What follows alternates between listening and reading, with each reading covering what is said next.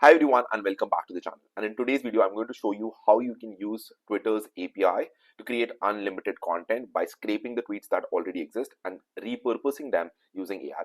So let me quickly show you a demo. Let me just click on execute workflow. And what's happening right now is that it's going to scrape content and it's brought all the content that is available about AI from the top perspective, the best tweets available, and put all of this data here, right? And as you can see, every text content with the reply count, the like count, the URLs, the username of the profile, and what does this profile mean. So these are the top tweets that are available in a particular place. After that, we filter out which are the best items out of this, so which are the top highest tweets, and send them to AI model to generate new tweets. Okay, and we store all these new tweets that are generated in this particular sheet. Now, very simply, you can see the tweet here, you can see the content here. The point is, you get the tweet, you get the content, and you can also get how you're going to utilize the content that already.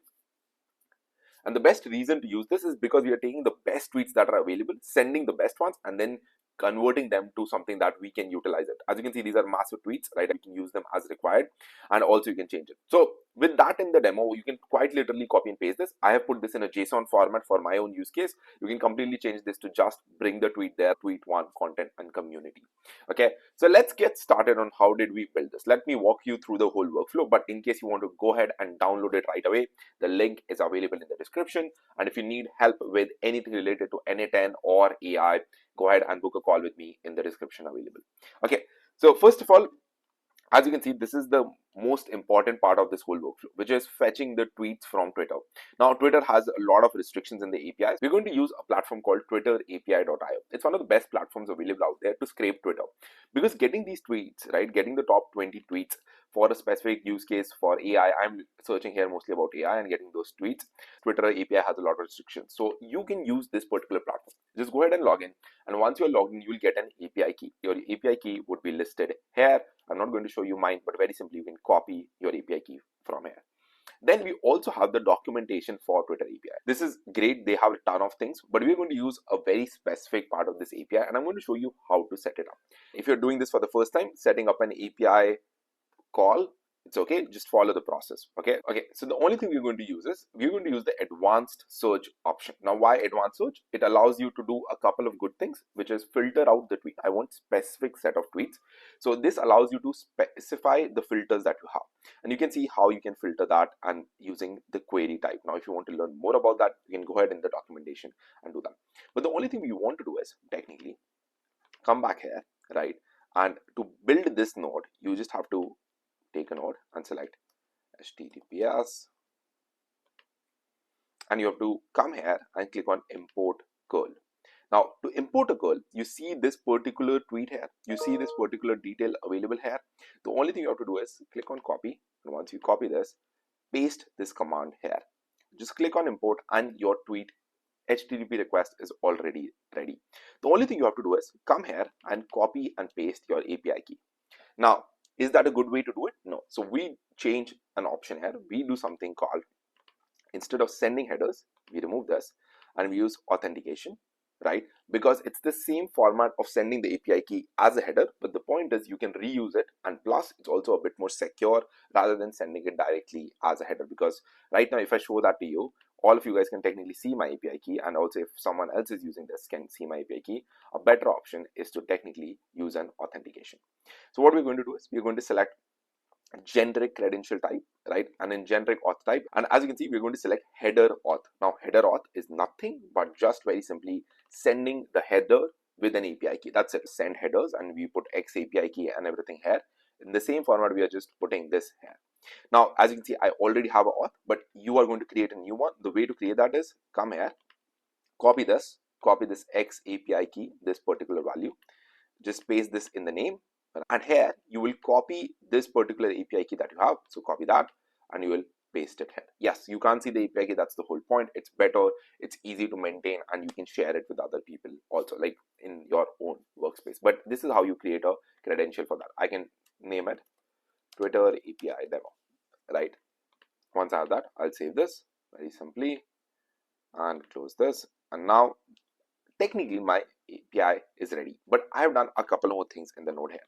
So very simply, I have another option where I have a query, right? Because I want to use this particular part where we are querying for something. So I want to search for AI, and I want to also search for minimum replies and minimum retweets. I wanted to pick up the most relevant data, most highest quality data available, because a lot of tweets will get 1-2 replies, but those are not great tweets. We want that are really ranking high.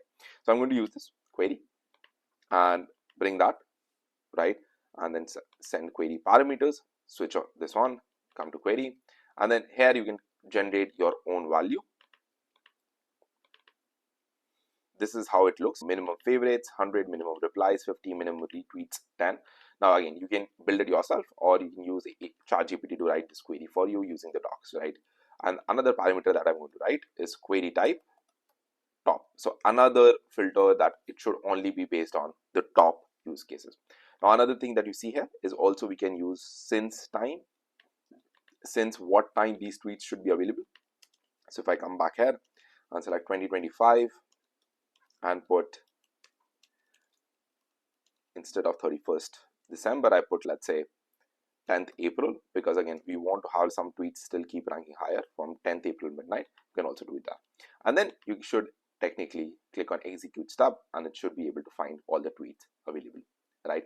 Now this is great, but there is a lot of content coming per tweet. But if you see in the sheet here, we are only getting the things that we want: the date, the tweet bar, the text, reply count, like count, tweet URL, and profile username, and the description, because that's by design, right? Here we have a code block. Now again, explaining this code block is a bit out of scope of this particular tutorial, but if you want this, you can just simply copy and paste this, the workflow that you can download in the description. Okay, so here we have just described what we want to exist at the end, right? And then finally we are storing all the data as tweets. Now this is pretty simple, because I have written this code block. This allows me to technically make my life easier, and storing all tweets becomes as simple as just selecting map automatically rather than mapping each column manually. Now these are some things that you can do to reduce your overhead on maintaining every node, and this is one thing I prefer that everyone should learn on how to read a bit of code. You don't need to write it, just using ChatGPT is more than enough to writing simple code, and you can use that. After that, we also do another thing. As we said, we rank the tweets. So we rank the tweets using this, again based on reply counts and everything else. And once that is done, we send it out to our model here and telling it a very simple prompt: you are an expert in generating content, and then utilize that information and generate the content here. Okay, so super simple way. Finally, it goes ahead and stores all the data. Now here what happens is, after everything is executed, we get this particular output from our code block, because I want to make sure we are selecting the best tweet. And then finally, here is a system message which says that you are an expert in creating content for Twitter, and you're going to utilize that to create and follow user message. And here we have a prompt which brings out the prompt plus the information that exists, puts all of that together and send that out as a user message. As you can see here, I don't need to write anything. It just takes all the information from the previous block and inputs it here. Once that is done, it stores the generated content, which again we ask, it's already formatted, right? So very simply, you can see I already ask it to format in a specific format, right? And then it's again formatted in a specific format and brought in here to store the generated content. And that's where you finally get your output of these generated content things. Now let me show you after explaining how does this look like, right? So, and also use the new node that we have as access to, so that we can show you how this works. Now what we're going to do is very simply, I have deleted the content from here, so you can see the tweets coming in. I'll also delete this so you can get that, and we can just click on executing workflow, and it will go ahead and fetch the tweets with query and bring out all the confirmation and the content here. So as you can see, that first sheet is already populated with the latest data. The best thing is we can also see these tweets. So if I click on the first tweet available, it will actually take me to the tweet itself, so I can check what this is about, right? And you can see what this tweet is about. It has 11,000 replies, 89,000 views, so obviously a high quality tweet. Now again, some of them might be dependent on the profile being very highly valid, like again Dario Amorda is sending something. It's like, again, he's the CEO of Anthropic, so it's easier. So here you can also put this as a parameter. Okay, we want tweets ranking from the best personalities, maybe reuse them. We want them only not to be from another place, or should not be from businesses or something like that, but very simply they are there. So for example, Greg Eisenberg always writes amazing tweets, and the best part is you also get them here. You can reuse them, repurpose them as you require. It's a great tool to really just use this. I've been using this for a lot for my own content purposes. You can also use this with a couple of workflows that I already have access to, right? And utilize this with creating content for other platforms also. Now again, I would suggest like all of you should go ahead and definitely try this out, and you have all the instructions available here, right? So in case also you have downloaded the template and now you're like, where am I selected, you can go ahead through this, right? So go ahead, check out the template in below, and if you want to help me, please like, share and subscribe to this video. It really helps me out a lot, and it really helps me bring out more amazing tutorials for all of you. Till then, I'll see you in the next one.